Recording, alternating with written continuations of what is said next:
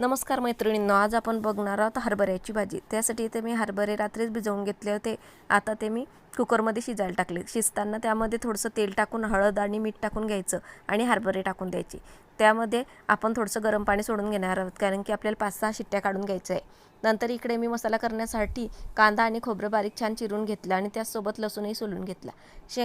खोबरं छान लालसर रंगापर्यंत भाजून घेतलं।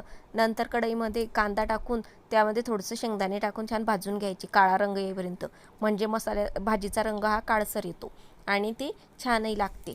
तर इकडे बघू शकता तुम्ही, ती मी पेस्ट करून घेतली मिक्सरला लावून। नंतर मी भाजीला फोडणी देण्यासाठी कढईमध्ये तेल गरम करून घेतलेलं आहे। तेलामध्ये तिखट हे ओलं करून सोडायचं, म्हणजे भाजीला रंग छान येतो। नंतर हे छान भाजल्याच्या नंतर त्यामध्ये आपण जी पेस्ट करून घेतली होती ती सोडून घ्यायची आणि ती भाजत असतानाच त्यामध्ये 2 चमचे धनिया पावडर टाकून घ्यायची। धनिया पावडर ह्या पहिल्या स्टेपला टाकायची, म्हणजे ते कचवट लागत नाही भाजीमध्ये आणि ते भाजले पण जाता फ्राय होता गरम तेलामध्ये। सोबतच त्यामध्ये आपण 1.5 चमचा गरम मसाला वापरणार आहोत। तुमच्याकडे जो असेल तो तुम्ही टाकू शकता। नंतर मी हा मसाला टाकल्याच्या नंतर हे छान मसाला भाजून घेतला आणि हलवत राहिली, म्हणजे तो खाली करपून जाणार नाही या हिशोबानं। नंतर हे बघू शकता तुम्ही, आपले हरभरे छान शिजलेले हे बघू शकता।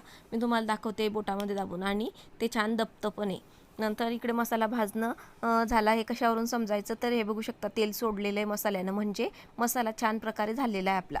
नंतर शिजवलेले हरभरे आपण या मसाल्यात टाकून घ्यायचे आणि त्यामध्ये जे पाणी गरम करून ठेवलं होतं ते आपण त्यामध्ये टाकून नंतर आवश्यकतेनुसार त्यामध्ये पाणी सोडून घ्यायचं आणि आपण वरतून मीठ आणि कोथिंबीर हे टाकून घेणार आहोत।